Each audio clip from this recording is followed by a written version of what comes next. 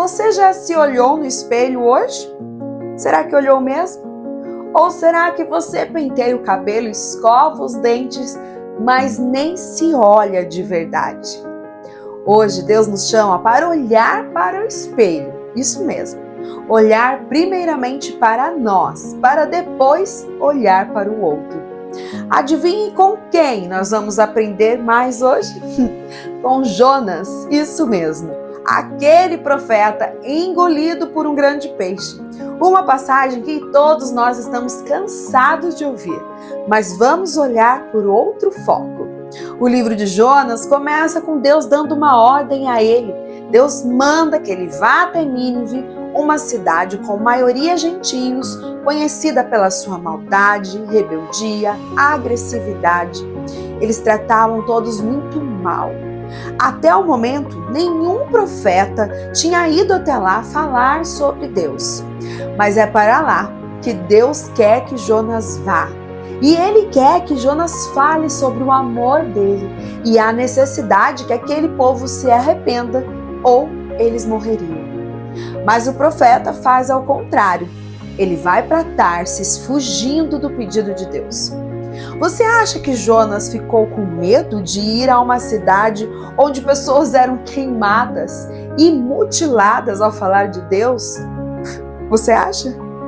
Você acha que ele sentiu medo? Eu acho que sim. É humano, né? Mas não. O principal motivo de Jonas não querer ir até Nínive é revelado lá no capítulo 4. Porque Jonas sabia que aquele povo estava para ser exterminado pela sua maldade. E se ele pregasse a mensagem de Deus, muitos iriam se arrepender. Pois é, Deus teria misericórdia deles. E Jonas, por incrível que pareça, não queria isso. Ele julgava ser mais importante do que aquelas pessoas. Aí vem o espelho. Olhe mais profundo. Olhe para dentro de si. Você vai descobrir a profundidade de Deus e o quanto nós somos parecidos com Jonas em muitas escolhas que nós fazemos. Jonas não obedeceu o chamado de Deus. Deus foi claro para ele sobre a missão que ele tinha, mas o querer dele foi mais forte que a obediência. Mesmo ele sabendo de todo o poder e grandeza de Deus, ele fugiu. Jonas foi apenas religioso e não verdadeiro em sua fé. Ele sabia do poder de Deus, mas não cria.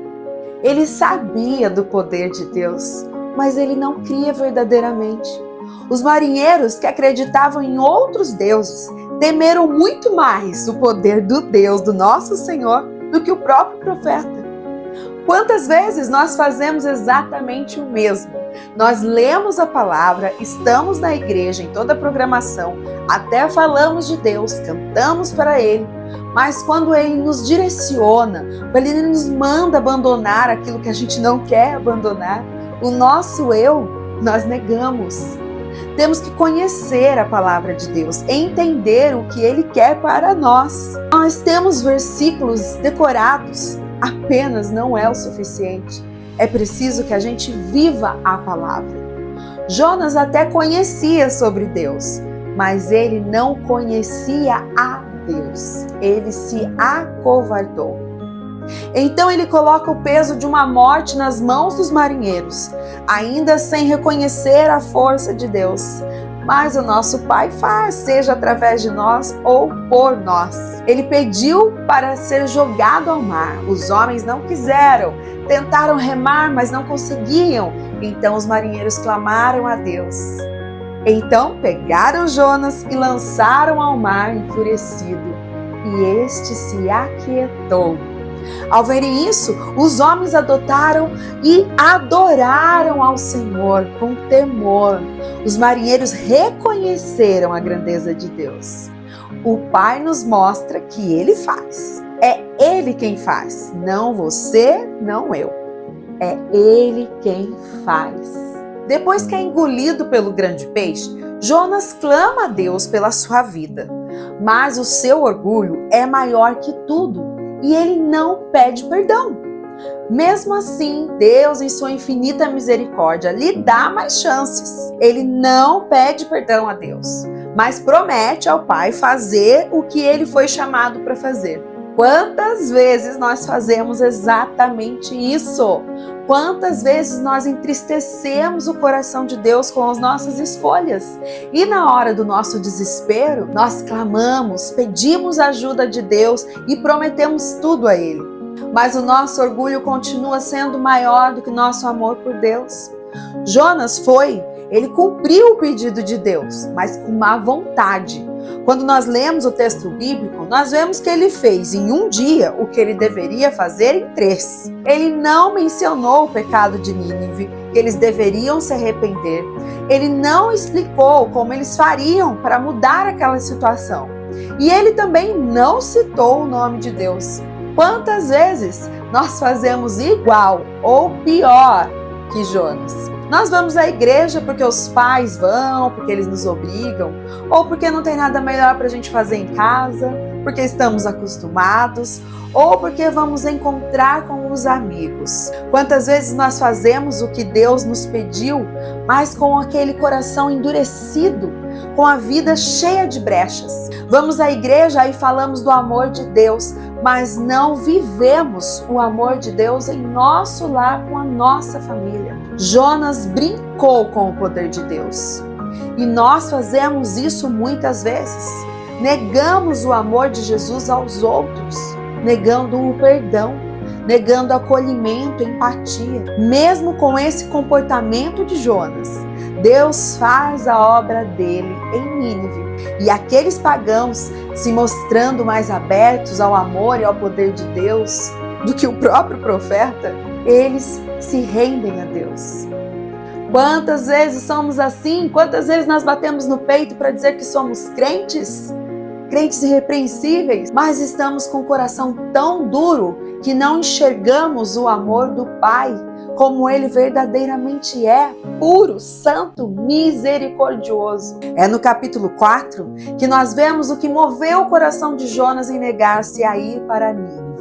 O problema de Jonas era o seu julgamento. Era ele se achar melhor que Deus. Era de se achar mais merecedor do que os outros, de achar que os outros não tinham o direito da misericórdia de Deus. Ele ficou profundamente bravo com Deus e desejou até morrer, para não ver aquele povo tão mau ser perdoado por Deus. E assim o livro se encerra. Talvez você esteja fazendo isso agora mesmo, julgando a atitude de Jonas. Afinal, somos mestres no apontamento do erro do irmão. Mas quantas vezes fazemos o mesmo que ele? Quantas vezes negamos perdão ao erro do nosso irmão? Quantas vezes deixamos de abraçar, de dar amor, simplesmente por orgulho, pela dificuldade em perdoar e em pedir perdão? Quantas vezes Deus nos manda seguir um caminho e nós seguimos por outro? Fazemos o que a nossa carne quer e não o que Deus nos pede. A salvação é individual. Só você vai para o inferno ou não, pelas suas decisões, mas ninguém. Veja que Deus manda Jonas falar aos pecadores que, se não mudassem as suas escolhas, seriam destruídos. Isso vale para todos nós. Se não escolhermos o caminho que é Jesus, já estamos condenados ao inferno. Jesus deixou o mesmo pedido aos discípulos e a nós. Levem a mensagem de salvação a todos os perdidos, pois já fomos derrotados pelo pecado, mas pela graça, pela misericórdia de Deus, somos salvos pelo sangue de Jesus. Se você está em Cristo, tem que estar ativo e não parado. Tem que estar em comunhão com as pessoas. Deus é relacional. Não tem como você refletir o amor de Deus sem se relacionar com as pessoas. Me desculpe, mas não tem como. É parte de ser cristão. É parte de quem somos em Cristo Jesus. Precisamos sair da inércia. Seja inconformado com suas atitudes que fogem do amor de Deus. Olhe para o seu eu, olhe para o espelho Reveja sua identidade. Acredita que Jesus morreu para te salvar e ressuscitou? Pois então haja como filho do Rei, do Pai, do Salvador, do Criador. Sua identidade tem que estar formada em Cristo. Não seja como Jonas, acomodado à sua vida, seus resultados, seus achismos, seu orgulho, sua vaidade. Não fique sentado, achando que já fez ou faz muito, achando que Deus não pode fazer algo. Deus pode tudo, em todo tempo e lugar. Apenas tenha fé e vá. Não espere ser engolido pelas mentiras, pelas dores, amarguras, pela murmuração. Vá em direção ao seu propósito direto. Se Jonas tivesse ido direto, teria evitado muito constrangimento. Mas como Deus é Deus, Ele não só perdoou, mas como mostrou a ele que o seu amor alcança a todos. E não há nenhum preconceito. Não existe uma pessoa melhor que a outra. Não existe. Somos todos iguais. Nem mais, nem menos. Iguais perante Deus. Não julgue seu irmão achando que ele não é capaz, como Jonas fez com o povo de Nínive. Não desdenhe da capacidade de Deus. Vá em direção ao seu chamado. Siga firme todos os dias, representando Cristo verdadeiramente e permitindo que o amor dele flua através de você na vida das pessoas. É impossível amar a Cristo e não transbordar o amor dele. Transforme o seu eu e sua vida será o reflexo do amor de Jesus, que vai curar, transformar vidas, não pelas suas mãos, mas pelas mãos do Pai.